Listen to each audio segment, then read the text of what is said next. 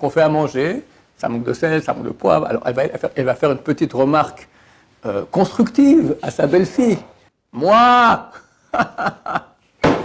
Dieu lui dit, non, c'est pas toi. Réaction de Korach, d'un petit enfant que nous sommes tous. Oui, mais comment avoir un alors que l'autre a deux? Je préfère rien.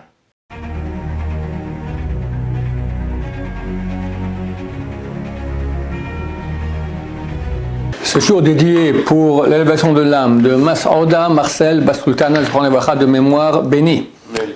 La question de Yona. Alors voilà, on est dans le moment où on peut travailler sur la synatrinale. Donc je voulais savoir en fait d'où ça vient, le fait d'haïr quelqu'un gratuitement. Comment ça se fait que maintenant une personne que je connais pas, je vais tout d'un coup l'haïr alors qu'il m'a rien fait du tout. Comme ça, sans raison. Ok. Effectivement, le temple a été détruit à cause de la haine gratuite. Et tu te poses la question, comment faire pour ne pas avoir... Comment ça se fait qu'on peut avoir de la haine gratuite? Quelqu'un vient, je ne le connais pas, ni d'Adam ni d'Ève, tout d'un coup que je me mets à le haïr. Je pense que ce n'est pas ça le problème. On va dire, pour répondre à la question, il se peut qu'il y ait des gens qui ont des atomes crochus, on a tous des sources d'âme. Il y a des sources d'âme qui sont compatibles, d'autres qui sont moins compatibles. Par exemple, il paraît qu'au niveau des réincarnations, il peut y avoir deux personnes qui sont incarnées la même personne. Une personne se réincarne, une partie de son âme va dans X, l'autre dans Y. Maintenant, quand X et Y se voient, ils se haïssent, sans savoir pourquoi. Parce que les deux, en fait, ils reçoivent leur flux de la même âme. Donc, ils sont quelque part en concurrence. Mais je ne pense pas que c'est le problème. Quand on parle de haine gratuite, on parle plutôt de haine qui est produite à cause de la jalousie, à cause de toutes sortes de concurrences qu'il y a. C'est extrêmement présent dans les familles. Par exemple, la Gemara dit que si, à l'époque, les gens habitaient dans des cours communes, donc il y avait plusieurs maisons, une sorte de rectangle, d'accord? C'était des maisons, trois maisons on va dire, 3 appartements. Il y avait une cour commune dans laquelle on faisait presque tout, on cuisinait souvent là-bas, on faisait la lessive, d'accord? Beaucoup de choses, c'était commun. Maintenant, Shabbat, est-ce qu'on a le droit de sortir de la maison un objet dans la cour commune? Non. Parce que les sages d'Israël ont dit que cette cour commune, vu qu'elle appartient pas à une personne, mais à tous, ça ressemble un peu au Rashut Harabim, au domaine public, qui appartient à tout le monde. Et donc, si on t'autorise à sortir de la maison dans la cour commune, tu seras amené aussi à sortir de la maison au domaine public, et ça c'est interdit de la Torah. Donc, il est interdit des sages d'Israël. Mais pour parler au problème, parce que c'est super difficile de rien sortir de sa maison dans la cour, alors on permet de faire ce qui s'appelle un Eruv Chatzerot, un mélange des cours, comme on fait. On prend un pique-nique et on le met chez quelqu'un et on le donne cadeau ce pique-nique à tous les habitants de la cour en disant voilà, c'est comme si nous on mange tous au même endroit. Donc en fait, c'est une cour unique. C'est une cour qui appartient à une seule famille. Et nous, on a invité à la famille pour aller manger là-bas, preuve en est que notre pique-nique, il est là-bas. Donc c'est Eruv Chatzerot qu'il faut faire et qu'on fait normalement en Israël, dans chaque ville, il y a un Eruv Chatzerot qui est fait pour la ville entière. D'accord? Alors, qu'est-ce qui se passe si un des membres de la cour, il va passer Shabbat hors de la cour, autre part? Alors, là maintenant, lui, il ne va pas manger avec tout le monde, son pique-nique là-bas, ça ne sert à rien. Et donc, il a son appartement qui est hors du cours. Donc, quelque part, ça fait de nouveau que la cour devienne cour publique et non privée. Il y a tout le monde qui mange le pique-nique d'un côté et lui avec son appartement qui est vide. D'accord? Mais l'appartement, il est là. Donc, il rend la cour publique. Alors, qu'est-ce qu'il doit faire? Il doit faire un bitul chasser. Il doit annuler sa propriété. Il dit, voilà, moi, j'annule ma propriété dans mon appartement. Et comme ça, il peut partir et l'appartement ne va pas casser l'union des familles avec leur pique-nique. Vous me suivez? C'est bon? La Gemara Teruvin, elle dit, il y a un cas où ça ne marche pas. Si le type, il va passer maintenant Shabbat chez son père, chez sa mère, d'accord? Il ne peut pas annuler son domaine. Pourquoi? Parce que c'est une présomption. On est presque certain qu'au milieu du Shabbat, il revient. Et s'il revient au milieu du Shabbat, alors il réintègre de nouveau son appartement et il n'a pas fait le Eruv Chatzerot, le pique-nique ne lui appartient pas, et donc il fait, ça ne marche pas, d'accord? Pourquoi il reviendra au milieu du Shabbat? Parce qu'à tous les coups, sa mère va s'engueuler avec sa femme, ou le contraire, ou les deux ensemble. D'accord? C'est une présomption des sages d'Israël. On sait déjà à l'avance comment ça va se passer. C'est écrit que la belle-mère aime son premier khatan et hait sa belle-fille. Alors, ce n'est pas dans tous les cas. D'accord? Je connais des familles où ça se passe très très bien, Baruch Hashem. Mais de façon naturelle. La mère, elle aime son fils. Il y a aussi certaines communautés comme ça, nord-africaines, je ne vais pas les dire chez lesquelles la relation mère et fils est terrible. D'accord? C'est un cordon ombilical gros comme un, je ne sais pas moi, d'accord? Très très gros.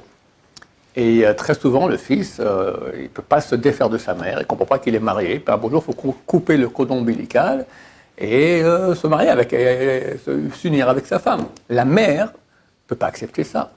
Le fils, déjà encore, si on l'explique, etc. Mais la mère ne peut pas accepter ça. Et qui est l'affreuse concurrente qui lui a pris son fils? Cette fille.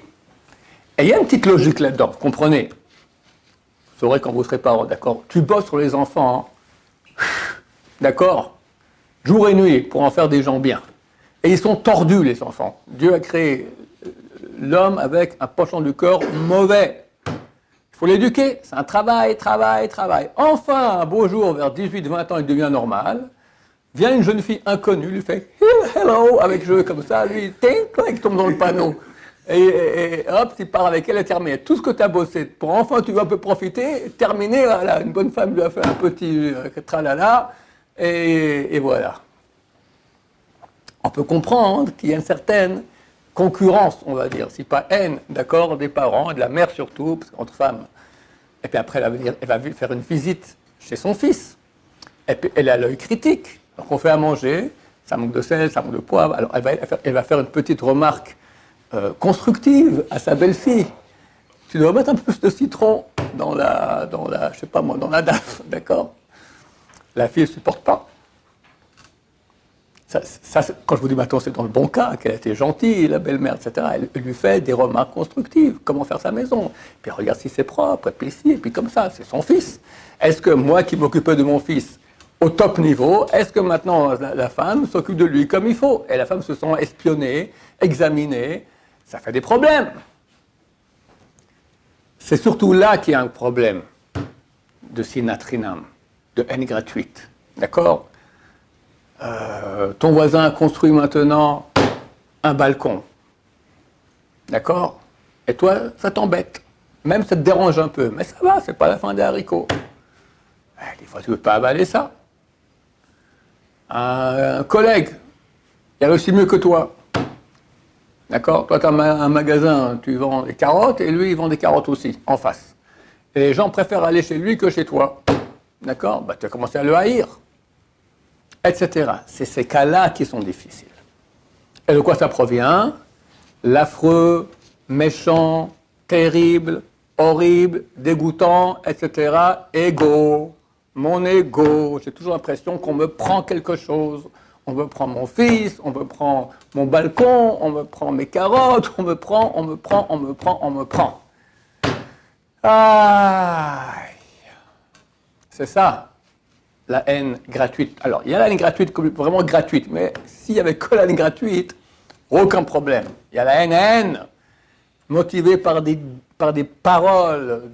Après, la maman, elle part, d'accord? La femme va voir son mari, non mais je te dis, c'est terminé. Ta mère, elle ne revient plus ici, elle me casse les pieds, c'est pas possible, elle me fait toujours des remarques, etc. Ça va, je suis 25 ans, 30 ans, majeur vacciné, j'ai des enfants. Elle va me donner des conseils, comment éduquer, comment ci, comment ça. J'ai toujours dit, les belles-mères, elles doivent se taire. Rien. Rien. Surtout pas. J'en ai parlé des fois des belles-mères qui m'ont appelé, ma fille, elle fait comme si. Je ne sais pas que la fille, elle est bien. Elle est mauvaise, d'accord, la belle-fille. J'ai la dernière personne sur 8 milliards d'habitants de la planète Terre qui peut lui faire une remarque, c'est vous. Surtout pas la belle-mère. Surtout pas la belle-mère. Je te dis, quand elle fait une belle remarque constructive, ma fille, t'es extraordinaire, t'es gentille, ça serait mieux que tu fasses un peu comme ça. Je te dis juste pour ce que j'ai un peu d'expérience, que tu fasses mieux. Jamais! Alors on parle. La shonara, haine, Mossi Shemra, ner. C'est ça qu'Hachem a en haine. Terrible. Arriver à se taire.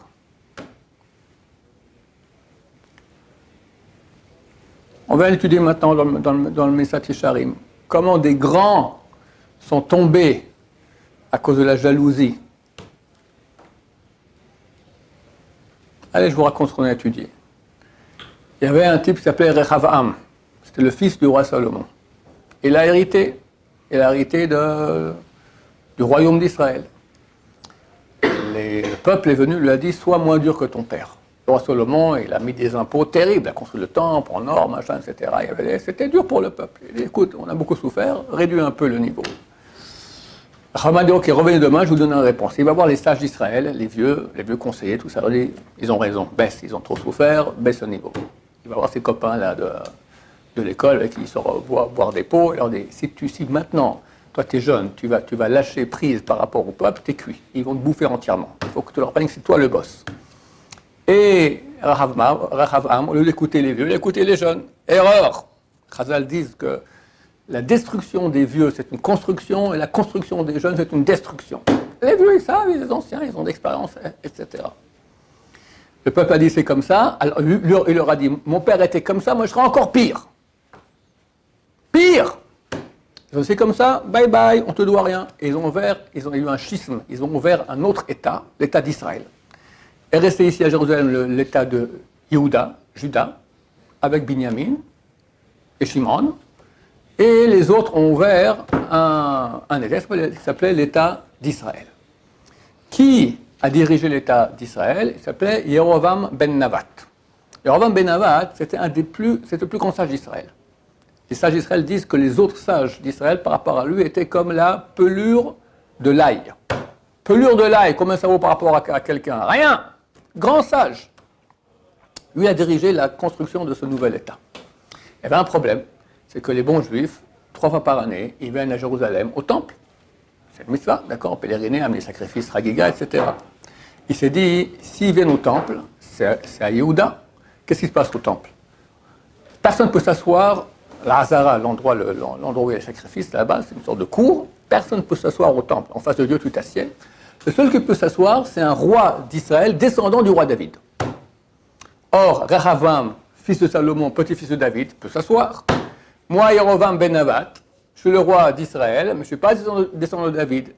On va aller à la Hazara, le roi Rehavam va s'asseoir, moi je vais rester debout, l'Archouma en bon français.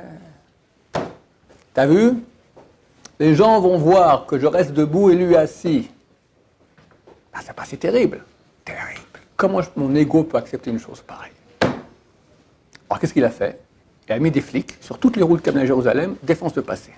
On va aller au temple, il y a un nouveau temple qui était ouvert. Allez, dans la tribu de Dan, là-bas au nord, et là-bas il a mis des veaux d'or. Ce grand sage d'Israël, tout ça parce que qui va être assis au temple? C'est pas crétin.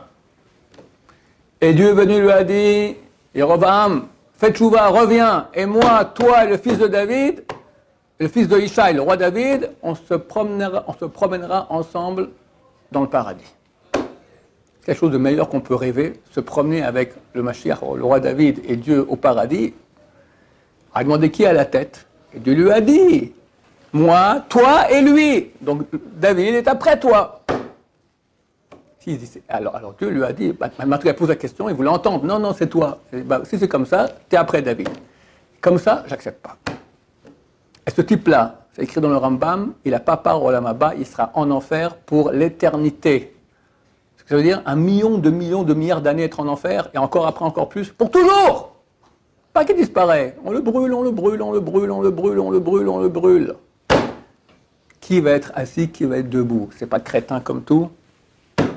C'est ça la haine gratuite. C'est ça la haine gratuite. Shem Ishmor, Shem Ishmor. Et comme ça, allez, je continue le Messat Isharim, on vient de le lire maintenant. Korach. Il y avait Moshe, Aaron, le numéro 3 du peuple d'Israël, Korach. Le Midrash dit que lui et Aaron sacrifiaient des sacrifices ensemble. Qui peut faire ça? Être comme Aaron, le grand Kohen? Le grand-père de Moshe s'appelait Kehat. Il avait 4 fils. Amram, Itzar, Chevron, Uziel. Amram a eu 3 enfants, Moshe, Aaron et Myriam. Itzar, il a eu Korach. Et le dernier, Uziel, il avait un fils qui s'appelle El-Safan. Moshe Aaron, Moshe le roi d'Israël, Aaron le grand Cohen. Maintenant, on va chercher qui va être le président de la tribu des Lévites. Tout ça, ce sont des Lévites. Qui va être le président? Korach s'est dit, Moshe c'est le premier, Aaron c'est le deuxième, le troisième c'est moi. Moi. Dieu lui dit, non, c'est pas toi. Il dit à Moshe, tu le dis, le fils de Uziel, c'est lui qui va être El-Safan, c'est lui qui est le président de la tribu de Lévi. Réaction de Korach, d'un petit enfant que nous sommes tous. Quoi? Pourquoi lui et pas moi? C'est injuste. C'est moi, c'est pas lui, c'est moi. Fichu, tordu, cornio, terrible, égo. Et il part en révolte contre Moshe Aaron, contre Dieu. Je comprends pas, quand tu pars en révolte contre Moshe, c'est-à-dire, t'as vu les miracles de sortie d'Égypte, c'est pas n'importe qui, Moshe. T'as vu que Dieu, au Mont Sinaï, lui appelle Moshe, Moshe, donne la Torah par lui. Tu pars en guerre contre ça. Parce qu'il était président à ma place. Il manquait quelque chose. Il était extrêmement riche, Korach. Riche, riche, riche, énorme. Il avait 300 mules qui portaient que les clés des entrepôts de sa richesse. Et Chazal dit, à cause de ça, il est tombé dans le panneau. Sa richesse, je suis quelqu'un, je suis quelqu'un, je suis quelqu'un. Et sa femme qui poussait derrière aussi. Pourquoi? Terrible. Moshe, il n'avait rien. Il était pauvre comme un clochard, d'accord? Alors Dieu lui a dit, lorsqu'il a cassé les premières tables, il a dit, écoute, t'as cassé, les premières, elles viennent du ciel. Les deuxièmes, c'est toi qui les amènes. Mais d'où je trouvais des tables comme ça, il faut que je les sculpte. Dans ta tente, tu vas trouver là-bas, il y aura une mine de sanapyrinol, comme ça, Chazal appelle cette pierre-là, pierre comme un diamant, d'accord? Tu vas sculpter les deuxièmes tables et tu l'amèneras au ciel. Et moi, j'écrirai dessus les 10 commandements. Maintenant, il est écrit que quand il a sculpté, donc il y a eu quelques restes de ces pierres-là, qui a une fortune. Et Madame Moshe, comment elle s'appelait, Tsipora, elle s'est fait une belle parure. Elle sort comme ça, la femme de Korach, qui est la femme du milliardaire Korach, elle voit une parure pareille, ça vient d'où? Moi aussi j'en veux comme elle. À cause de ça, elle a poussé Korach, vas-y, à cause du... Ah! Tu comprends de quoi je parle? Tu me parles maintenant de haine gratuite, le type il vient, on n'a pas un Tom Crochu, ça c'est de la gnogno, ça c'est... La haine et trucs, les gens rentrent dans des disputes, des histoires terribles entre familles, des choses qui ne se parlent plus pendant des années, pour des bêtises, des bêtises. Combien de gens appellent la mairie parce que le type il a construit de façon au noir interdite, mais lui ne peut pas avaler ça, alors il a dit non, c'est pas d'après la loi, on peut pas, c'est interdit d'après la loi. Tu dénonces quelqu'un à la mairie, si tu dénonces quelqu'un au tribunal rabbinique, ça va, mais à la mairie, c'est complètement interdit. La Torah, ce qu'elle dit là-dessus, indigne de Moïser, terrible, terrible, terrible, terrible, dénonciateur. Mais il le sait, c'est un petit des fois avec barbu, avec tous les potes, il ne peut pas accepter que le type il a plus que lui. Aïe. C'est toute l'histoire. Comment ça commence, le serpent originel. Il voit Adam et Chava ensemble. Et il est jaloux, lui aussi il veut Chava. Péché originel. Caïn et Hevel. Tu acceptes le sacrifice de Hevel, pas de Caïn. Pourquoi lui et pas moi? Je raconte l'expérience éducative que j'ai faite dans ma maison il y a une quinzaine d'années avec ma fille de 3 ans. C'est la dernière de toutes les filles. Et il y avait toute la famille, le repas de Shabbat. Et je lui dis, regarde, je te donne 2 solutions. Ou je te donne à toi un bonbon, et à ta grande sœur, elle avait 3 ans, qui a 4 ans, 4 ans et demi, je lui donne 2 bonbons. À toi 1, à elle 2. Ou rien à personne. Je n'ai pas fini la phrase, elle dit rien à personne. Pourquoi? Mais tu aurais eu 1. Tu aurais eu 1. Oui, mais comment avoir 1 alors que l'autre a 2? Je préfère rien. Et ça, c'est exactement nous, mais il ne faut pas croire que c'est un petit fille de 3 ans et c'est tout, que nous, on est plus polis, alors on l'a fait différemment. Mais tout le monde a ça, tout le monde a ça, il faut se battre, c'est un truc tordu de tordu. Et un Gemara, traité Yoma, page 38, A et B, que je recommande de dire dans tous les cas, on commence à sentir une jalousie, quelque chose, une concurrence. Qui c'est des paroles du Dieu vivant qu'il faut répéter, verbaliser, se convaincre sans cesse répéter, comme ça, on peut comprendre et accepter qu'il y ait des gens réussissent mieux que nous. Ça va, t'es pas un pauvre type. Chacun est obligé de croire le meilleur. S'il n'est pas le meilleur, alors c'est comme s'il n'est rien. Mais c'est faux. C'est de comprendre que tu n'es pas le meilleur du monde. Quelqu'un qui a ça, il doit se faire soigner psychiatriquement.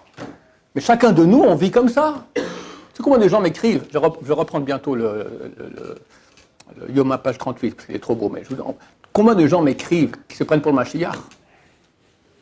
Mais c'est phénoménal. D'abord, ils croient que je suis le secrétaire du Mashiach. D'accord. Donc, ils doivent me mettre au courant pour que j'aille annoncer. Je sais pas. D'accord. J'ai mis deux mots écrits, j'ai mis en contact les deux qui se débrouillent pour voir qui. D'accord.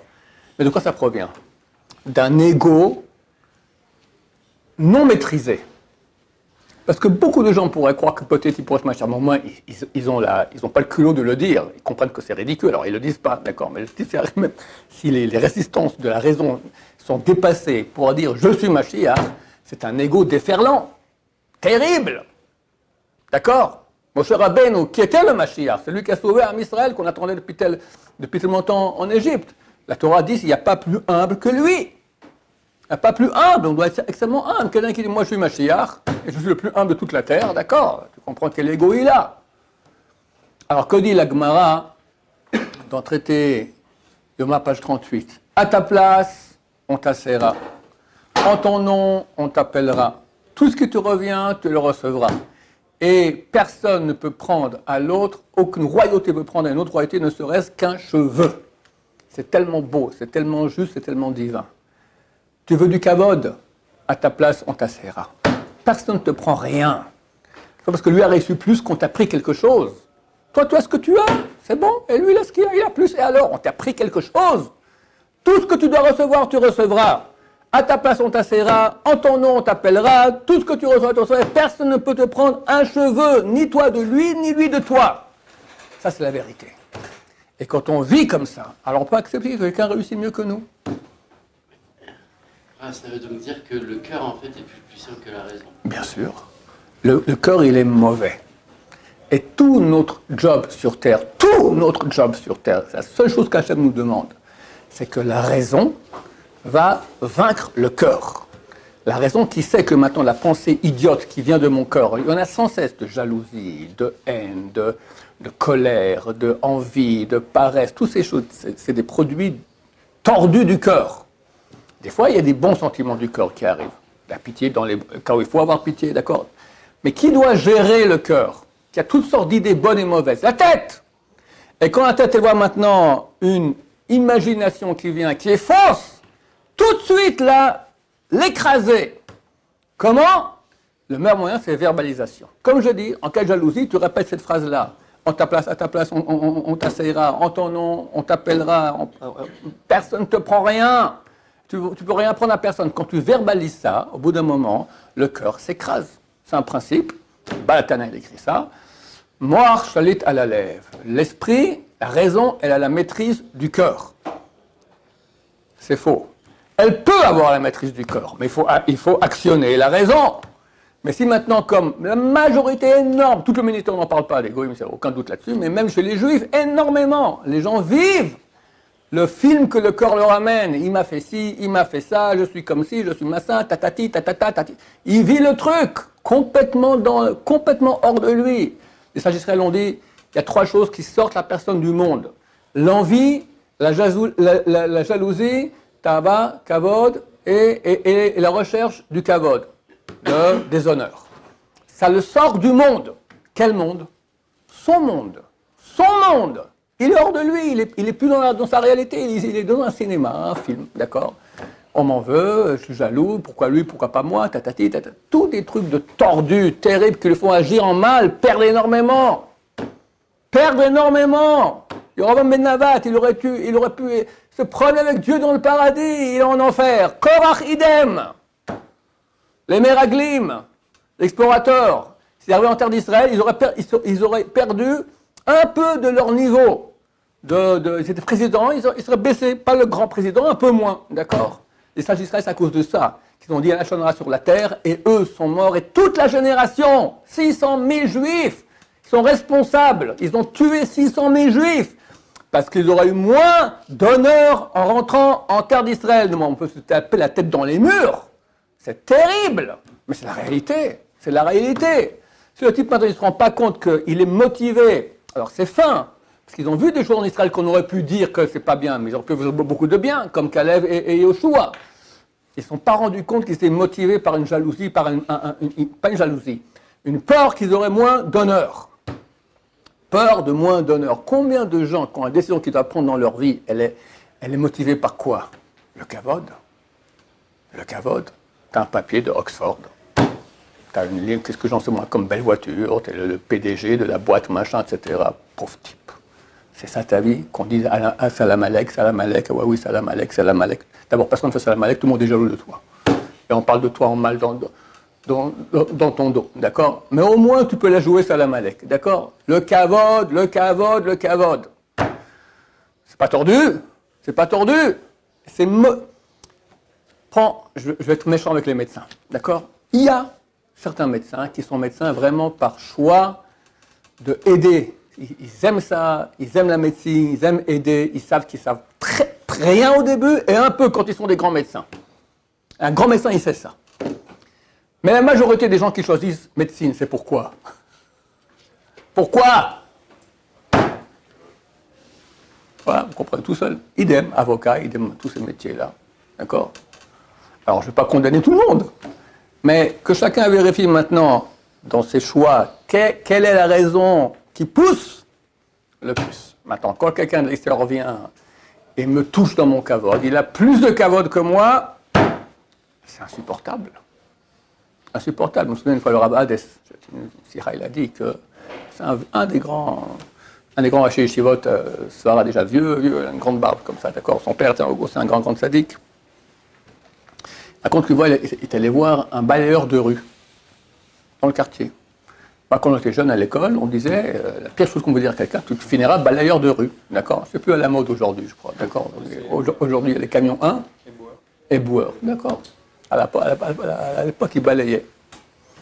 Alors, il va parler avec lui, comme ouais, c'est bien comme ça. Ouais, tu sais pas comment, moi je sais. Mais il y en a un autre là-bas, la rue à côté, il sait pas ce qu'il fait, il est sale, c'est pas très bien. Le type qui est au niveau le plus bas qu'il puisse y avoir au niveau social. Il a encore son kavod, sa concurrence avec l'autre balayeur de rue. D'accord? Je donne un exemple pour montrer à quel point c'est ridicule. C'est de là que provient la haine. Ce que Dieu appelle la haine gratuite. Pas que pour aucune raison, en tout cas, on a des atomes crochus. C'est très rare ça. Il y a des raisons de notre imagination qui nous font vivre des films. À cause de ça, on a des pertes terribles. Le temple est détruit depuis 2000 ans. Hein. Basta. Qu'est-ce qu'on a eu comme quel pogrom, les Shoah, Staline, tout ça.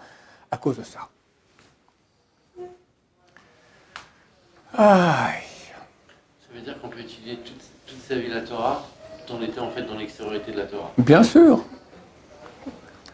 Plus quelqu'un grandit en Torah, plus il reçoit du kavod. Plus il doit travailler sur son humilité. Et s'il ne le fait pas, il va tomber dans le panneau. Après un autre rabbin qui monte plus que lui, ou à égalité, et évidemment on n'est pas d'accord avec lui, s'il est d'accord avec lui, ça ne va pas, donc ils ne sont pas d'accord, et boum badaboum. C'est pas terrible ça. Bien sûr. C'est la Torah extérieure. C'est juste un... Il y a eu une yeshiva ici en Israël, une grande yeshivot. Le Rosh Hashanah, il est décédé. Après, il y a eu une bagarre. Je crois que c'est le fils avec le gendre, d'accord, qui allait hériter. Mais ça fait une bagarre. Même les élèves se cassaient la gueule entre eux. Il y avait deux camps. Je crois que jusqu'aujourd'hui, c'est ces deux camps séparés. C'est fou. C'est complètement fou. Mais c'est complètement fou. Et je donne l'exemple de Rabbi Tzadok Bashaul Zatzal. Le Rosh Yeshiva de Porat Yosef s'appelle le Rav Ezra Atiyeh. Quand il est décédé, question s'est posée, qui va succéder? Il y avait le fils, Rabbi Yehuda Tzadka, et Rabbi Tzadok Bashaul. Les deux rentrent ensemble dans le bureau, et l'un dit à l'autre, toi tu seras le Rosh Yeshiva. L'autre dit non, ce sera toi le Rosh Yeshiva. Toi. À la fin, le Rabbi Yehuda Tzadka dit à Rabbi Sion, toi tu es un posek, tu tranches la halakha. Donc tu es plus grand que moi, c'est toi qui seras le Rosh Yeshiva. Rabbi Sion dit, tu as raison, je suis posek. C'est moi, je tranche la halakha, et je tranche, ce sera toi le Rosh Yeshiva. Et comme ça a été. C'est pas beau ça? Ça c'est beau. Ah, c'est comme Barchémolade. Ah ouais, c'est beau. Mais ces gens travaillaient sur l'humilité. J'ai raconté cette histoire-là. Un des grands génies du monde sfarade d'aujourd'hui, dernièrement, il se cache. Avant, il faisait beaucoup de cours à l'extérieur, etc. C'est le Rav Yaakov Sofer.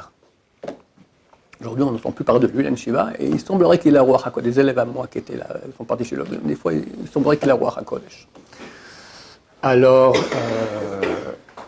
mon cousin, le mari de ma cousine, s'est marié avec ma cousine. Et alors, Sofer vient au mariage.